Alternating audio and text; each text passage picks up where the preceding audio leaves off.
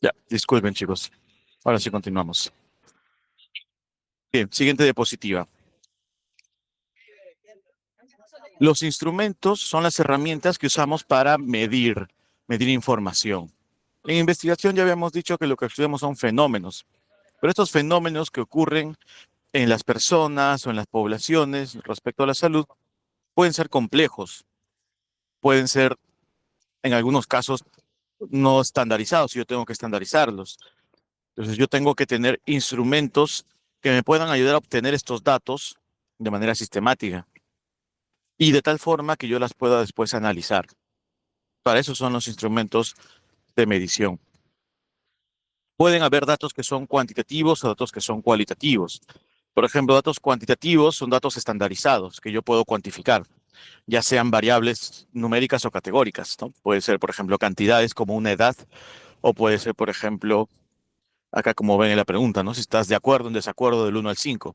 Entonces yo, digamos, estandarizo la gran cantidad de información que puede haber respecto a el acuerdo de una persona con cierta actitud. Por ejemplo, se debería permitir que se fume en lugares públicos. Puedo estar muy de acuerdo, puedo estar muy en desacuerdo, o puedo opinar de que el precio del tabaco debería reducirse, puedo estar muy de acuerdo, muy desacuerdo. Hay muchas formas de relacionarse con esta premisa, ¿no?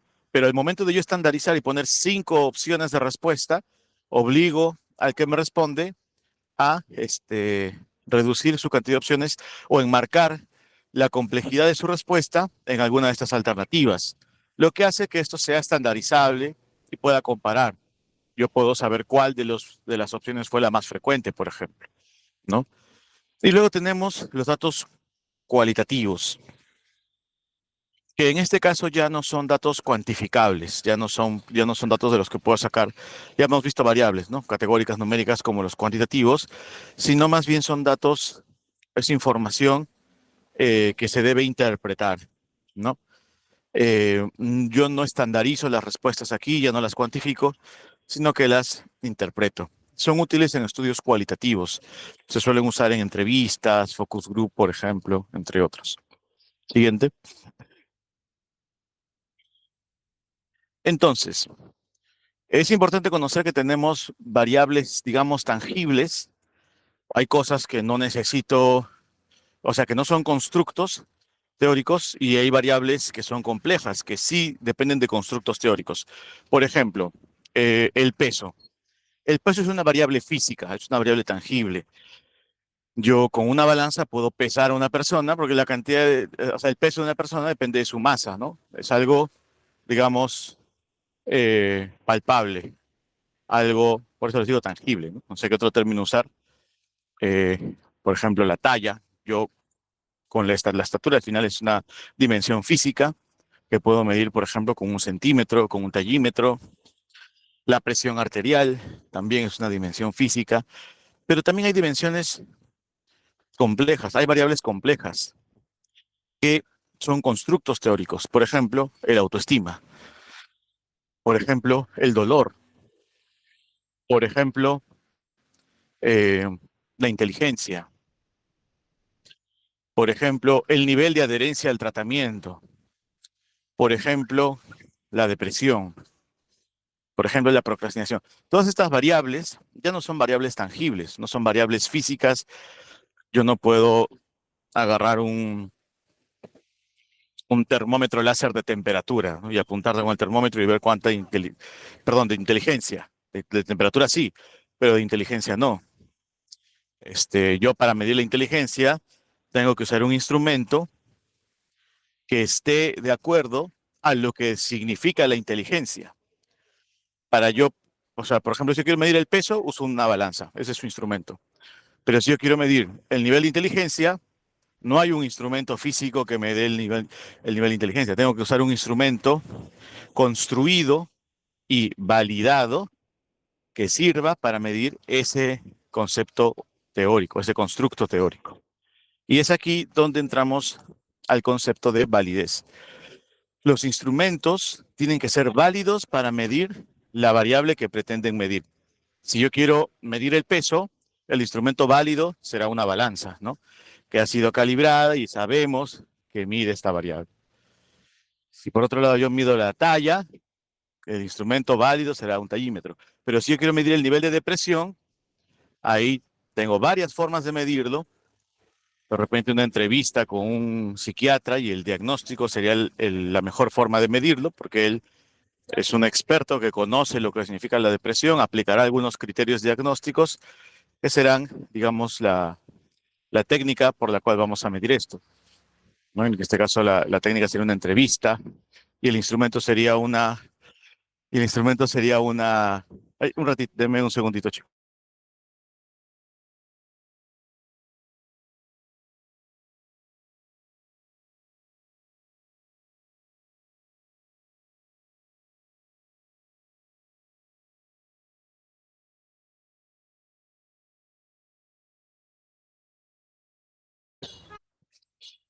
Perdón. Les decía, ¿no? Si es que yo voy a medir una variable como, por ejemplo, depresión, entonces tendría que usar un instrumento validado para eso, ¿no? Como les mencioné, de alguna forma puede ser la entrevista, los criterios diagnósticos que usa el especialista, que quizás sea la mejor forma. Pero si de repente estoy en otro entorno donde no puedo medir con especialistas, pero necesito medir, o al menos tener una idea de si alguien podría tener depresión, puedo usar un cuestionario, o una escala, un instrumento que esté construido y validado para medir depresión y que eh, lo que mide es depresión y no te mide otra cosa, no te mide el estado de ánimo actual de esa persona en ese momento, no te mide este, si de repente la persona pasó pues por un mal momento o tuvo una experiencia desagradable en el transporte y por eso está medio decaído. Entonces, se supone que esos instrumentos tienen que medir de verdad lo que se pretende medir.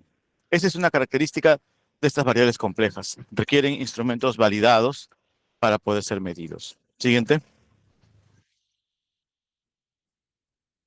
Profundicemos un poco en estas variables complejas. Estas variables complejas, que no son físicas, que no son tangibles, requieren un constructo teórico. Es decir, yo tengo que conceptualizarlas primero. Y es en función a esta conceptualización que yo desarrollo un instrumento para poder medirlas. Hay, por ejemplo, el concepto de depresión, ¿no? Que tiene una definición ya que tiene varios años, pero no por ser antigua deja de ser vigente, ¿no?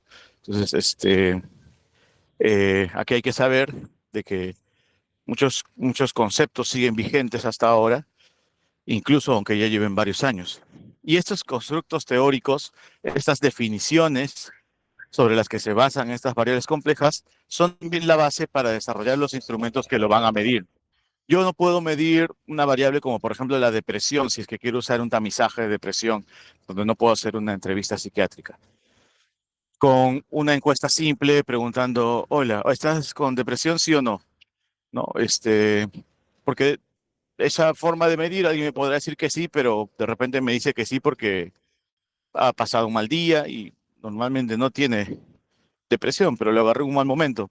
O alguien de repente sí tiene depresión, pero tiene un subidón de repente de energía que a veces es característico de esta condición y justo lo agarro en el momento en el que está un poquito eufórico y me dice que sí. No, no tengo depresión, perdón, no tengo nada de depresión. Entonces esa forma de medir no es válida porque la pregunta no está estructurada con el concepto de lo que es de verdad la depresión. Básicamente estoy midiendo con eso, estoy midiendo básicamente estado de ánimo, ¿no? Entonces, para que el instrumento sea válido, tiene que ser construido eh, sobre el mismo concepto de la variable la cual está eh, midiendo, ¿no? Y este primer tipo de validez se llama validez de contenido. Vamos a verlo en un ratito, ¿no? La validez de contenido que lo hacen los juicios de expertos. Siguiente. Ya. Entonces, habíamos dicho que para medir estas variables, los instrumentos tienen que ser válidos, ¿no?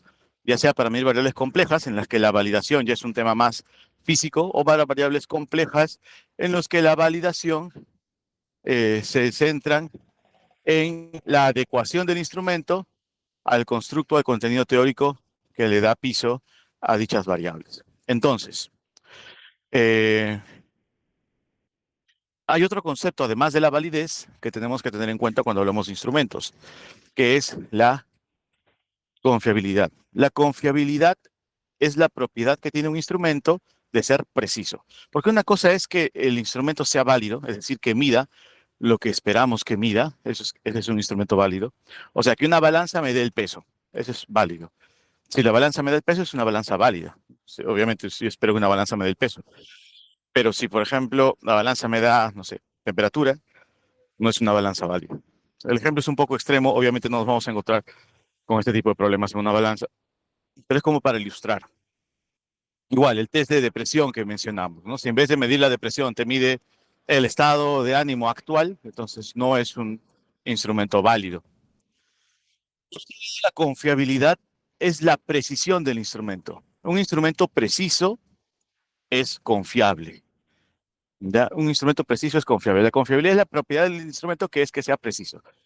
En el ejemplo, una balanza que me mide el peso es válida, pero si de repente, digamos que yo peso 90 kilos, ¿ya?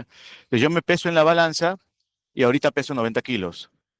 Después de una hora, no comí nada, no hice nada. Después de una hora me vuelvo a pesar y en vez de pesar 90 kilos, peso 98 kilos. Y de acá a 2 horas me vuelvo a pesar y en vez de pesar 98 kilos, estoy pesando 80 kilos. Y así, entonces, esa balanza no es confiable, no es precisa. Me está dando, ahí vemos el ejemplo, ¿no? Mientras pierdo confiabilidad, se hacen más dispersos los resultados, menos consistentes. Consistencia, precisión, confiabilidad son, digamos, los términos que usamos para describir esta característica de confiabilidad de las variables. Mientras más confiable sea un instrumento, me va a dar medidas repetidas más similares entre sí. Lo normal es que si yo me peso ahora y peso 90 y de acá a una hora me vuelvo a pesar, pese otra vez 90 o que pese de repente 90.5 o ya pues 91 de repente si por ahí, no sé, pues me paré mal en la balanza.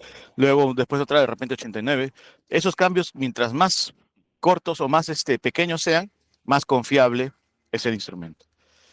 Pero en cambio la validez es que acá en la analogía de esta diapositiva es la validez que apunte, digamos, a donde queremos apuntar. O sea, que el instrumento mida lo que quiere medir. Tenemos acá la situación de instrumentos como por ejemplo en la A, en la figura A, que es un instrumento preciso porque me da medidas repetidas, pero es no válido porque no está midiendo lo que pretende medir, me está apuntando hacia otro lado. Entonces es un instrumento que no me sirve. El B, por ejemplo, tengo un instrumento que puede ser válido, pero al no ser preciso, al no ser confiable, mide lo que pretende medir, pero lo mide mal. Lo mide de manera muy poco precisa. Tiene un margen de error muy alto. Tan alto que de repente mis resultados tampoco me sirven. Luego tengo la situación C en la que la verdad es que no sé a dónde se está apuntando, pero donde sea que se está apuntando, igual se está apuntando mal. O sea, no es ni válido ni preciso. Ya está además decir que ese instrumento tampoco me sirve. Lo ideal sería tener un instrumento D, como la figura D, que sea válido, que mida lo que pretende medir y que sea preciso, que el margen de error entre sus diversas mediciones sea bajo. Siguiente. Bueno, este es un ejemplo donde pueden ver que el sesgo, hay varios, cuando yo hago mal uso de los instrumentos, aplico malos instrumentos, puedo tener sesgos de medición. Por ejemplo, si tengo un instrumento, el A sería la situación confiable y válida. La B sería una situación confiable, en la que el instrumento, digamos, calza bien con la realidad, teniendo la realidad como el gol estándar LGY, que es la categoría de laboratorio de referencia, pero pierde un poco de precisión. Pero dentro de eso es aceptable el resultado porque el margen de error gira en torno a un valor válido.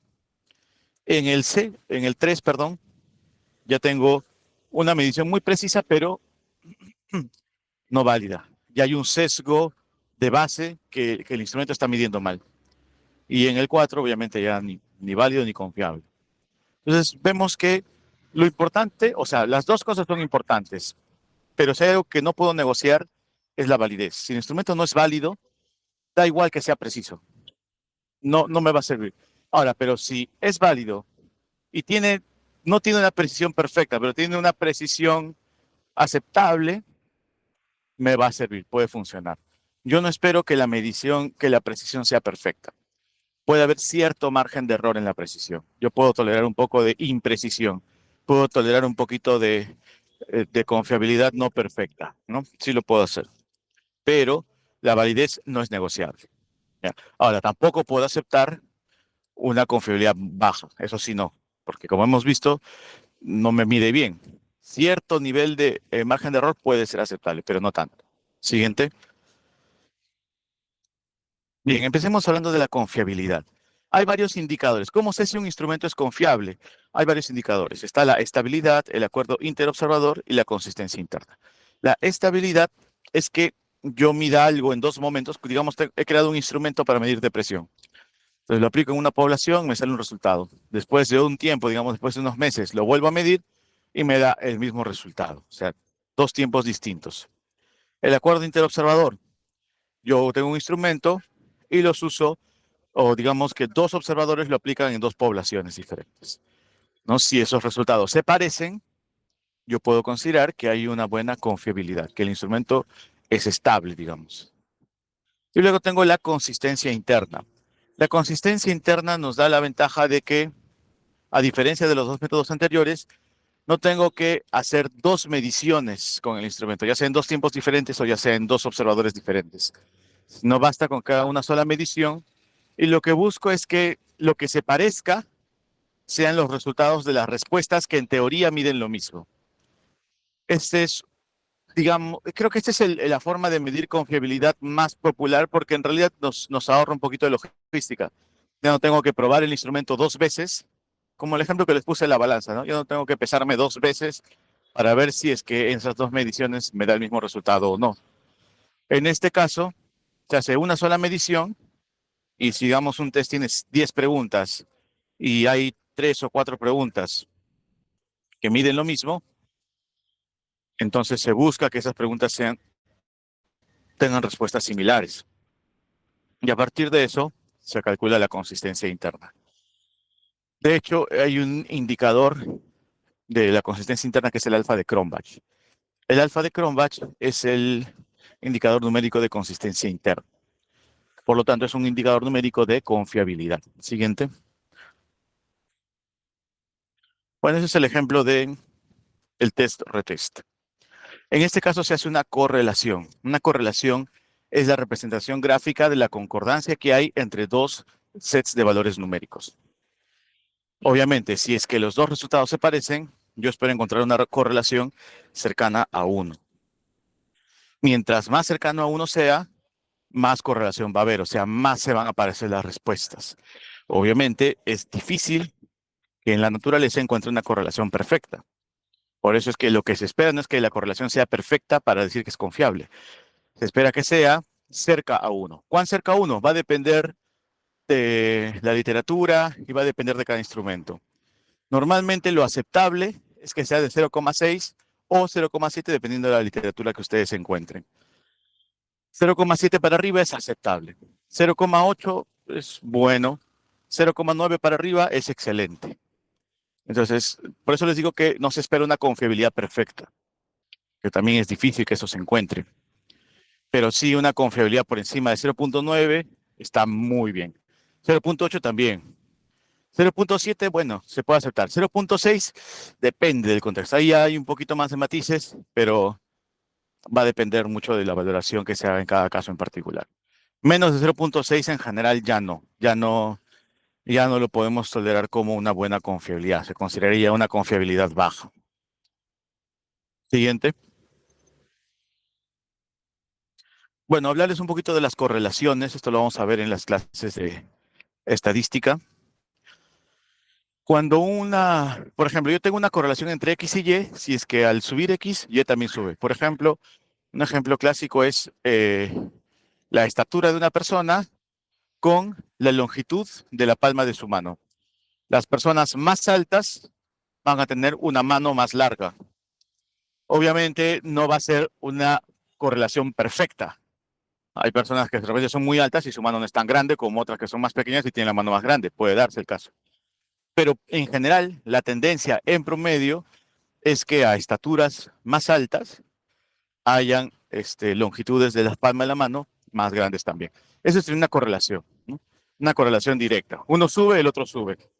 Una correlación inversa es cuando uno sube y el otro baja. Por ejemplo, este, a ver, siempre me cuesta un ejemplo en ese sentido.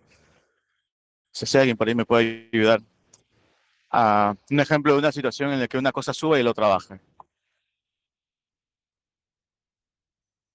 Ah, por ejemplo, horas de sueño y el riesgo cardiovascular.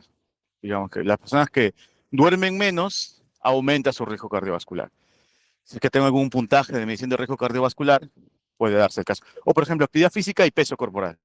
Eso es un poco más fácil. Las personas que hacen más actividad física, más tiempo de actividad física, eh, su grasa corporal baja, ¿no? Entonces tendría una correlación inversa. La correlación inversa, si fuera perfecta, sería -1. La correlación directa, si fuera perfecta, sería +1. Pero en cualquier caso, es difícil encontrar correlaciones perfectas en la naturaleza. Por lo que nosotros lo más probable que encontremos es valores entre -1 y 1. Y una situación en la que no hay ningún tipo de correlación, no hay ningún patrón, sería 0, que también es difícil de encontrar, ¿no? Siempre va a haber alguna, por estadística aunque sea, algún tipo de patrón o tendencia. ¿Hasta acá hay alguna pregunta?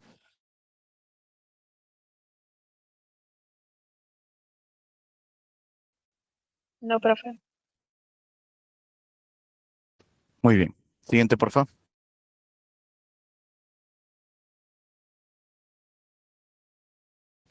Ahora veamos el acuerdo interobservador. El principio es el mismo, solo que ya lo que yo comparo ya no son medición 1 en un tiempo 1 frente a la medición en tiempo 2, sino que lo que ahora yo comparo es la medición que hizo el observador A frente a la medición que hizo el observador B y ver cómo cambia o si se parecen estas observaciones.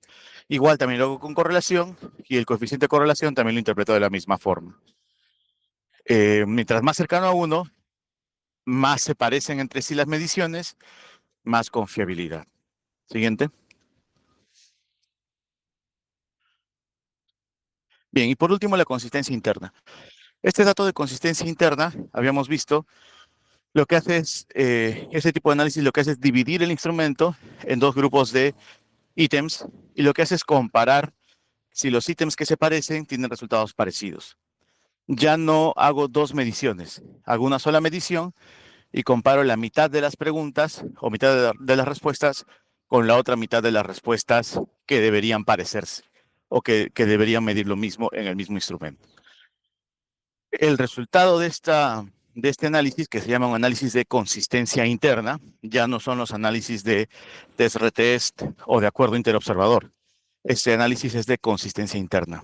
El resultado de este análisis de consistencia interna se ve en el alfa de Cronbach. El alfa de Cronbach es la medida cuantitativa de la consistencia interna que hay eh, entre estos grupos de preguntas. Y básicamente se aplica el mismo criterio. Mientras más cercano a 1, más mayor confiabilidad. Siguiente. Claro que esto puede cambiar, por eso es que aceptamos cierto margen de error, porque depende del momento, de la situación, del entorno. Estas evaluaciones, incluso de consistencia interna, depende también que las preguntas de verdad se parezcan entre sí. De repente los instrumentos tienen preguntas muy únicas, eso hace que la consistencia interna pueda bajar. Entonces, todos estos puntos hacen que la confiabilidad nunca esperemos que sea perfecta. De hecho, si hay una confiabilidad perfecta, yo sospecharía de que si de verdad se hizo bien ese análisis. Puede haber cierto error al momento de medir. Es esperable y trabajamos con eso. Siguiente. Bien, ahora vamos a ver el concepto de validez. Validez es la capacidad del instrumento que mida lo que se espera que mida, ¿no? Que mida lo que pretende medir. Y hay varios tipos de validez. Primero, lo primero que tenemos que ver es la validez aparente. O sea, que el instrumento tenga sentido, que el instrumento no tenga preguntas disparatadas, que no tenga errores o que no tenga preguntas que no se entienden. Porque ya solamente con eso, si hay preguntas que no se entienden, que están mal redactadas, o el instrumento de repente es muy largo y las personas que lo van a llenar se van a aburrir a los 10 minutos de llenar la encuesta y van a empezar a marcar cualquier cosa para zafar, o si el instrumento requiere un entorno muy particular para poder ser usado. Entonces, en todos estos casos, tengo que solucionar estos problemas primero antes de ver otros tipos de validez. Digamos que este es el primer paso de validez. Si no tengo esto, da igual lo demás. Esta situación es la validez de cara o validez aparente, ¿ya? La validez aparente, vamos la siguiente diapo, es la primera impresión del instrumento. Normalmente lo revisa el asesor o el mismo encuestador, de repente en otro momento, o las personas que van a responder la encuesta, ¿no? Nos dan la opinión si es que las preguntas están bien planteadas, es fácil de usar, se entiende, se entienden claramente, entre otros, ¿no? Esa es la validez aparente. Luego está la validez, siguiente, de contenido.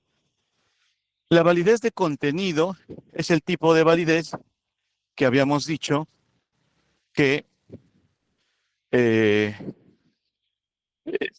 lo que hace es comprobar de que las preguntas del instrumento sean correctamente medidas con el, sean correctamente contrastadas con la base teórica, el marco teórico, ¿no? Habíamos dicho que los instrumentos deben calzar con el marco teórico. ¿Y quién comprueba de que esto esté hecho? Obviamente un experto. Nosotros, así nomás, no, no, no,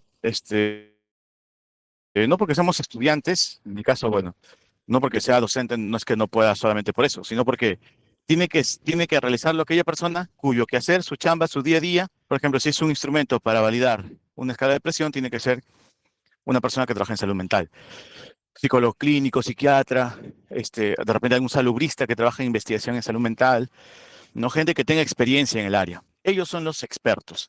Y esta validación de contenido, digamos que es el primer paso para asegurar que mi instrumento de verdad mide lo que pretende medir, que los ítems del instrumento sean relevantes y representativos del constructo teórico sobre el cual fueron elaborados.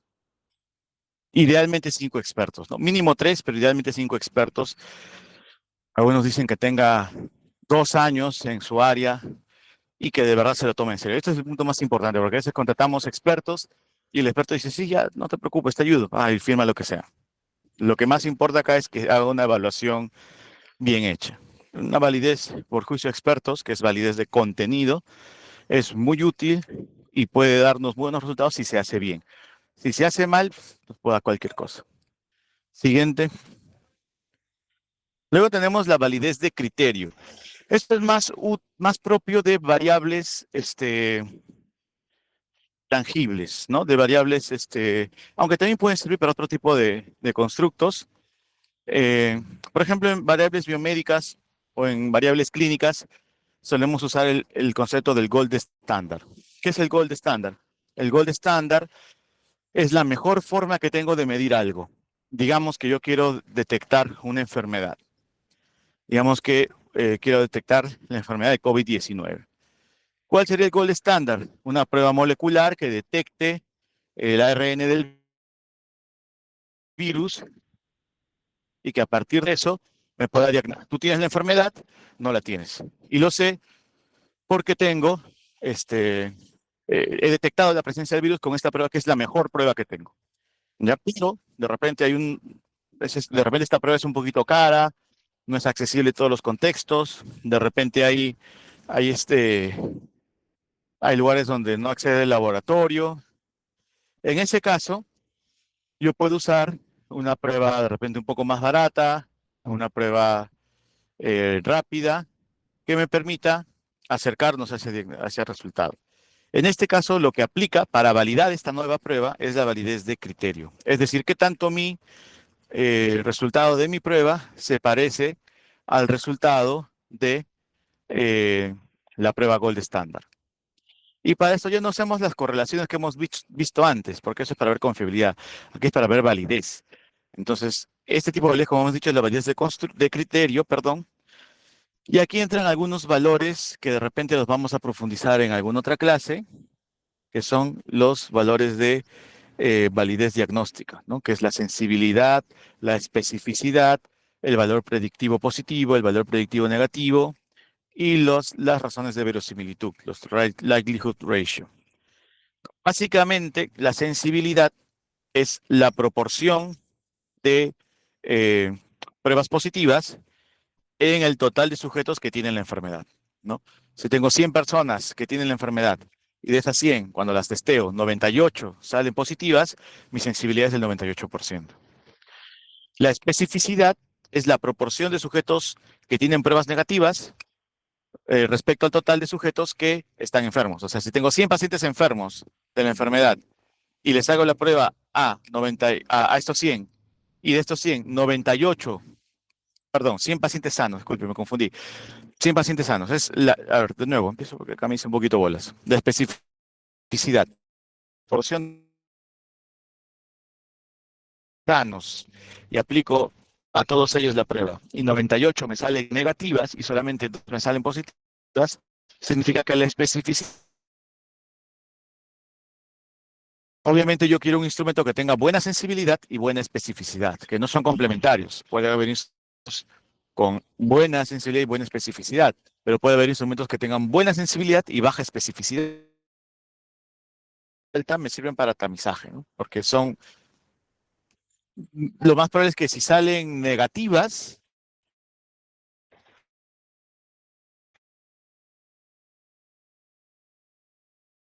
bien,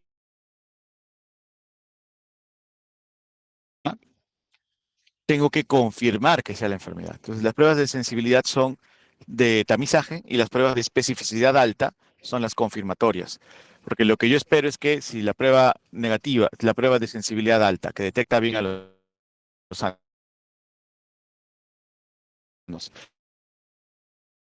definitivamente tiene la edad. Entonces, ya lo apro que puede haber enfermedad. Normalmente primero hago una prueba sensible para tamizar y después una prueba específica para confirmar, ¿no? Puedo combinar pruebas para tener mejor rendimiento diagnóstico, ¿ya? Pero bueno, lo que ocupa la clase ahora es que esto es la validez de criterio. Yo comparo mi instrumento con el gold standard, con el criterio, con el estándar de oro, que sería en teoría el valor real. Y calculo estos indicadores, sensibilidad, especificidad, valores predictivos positivo y negativo, y razones de verosimilitud, o en inglés likelihood ratio, que es la forma en la que probablemente también lo encuentren. Siguiente.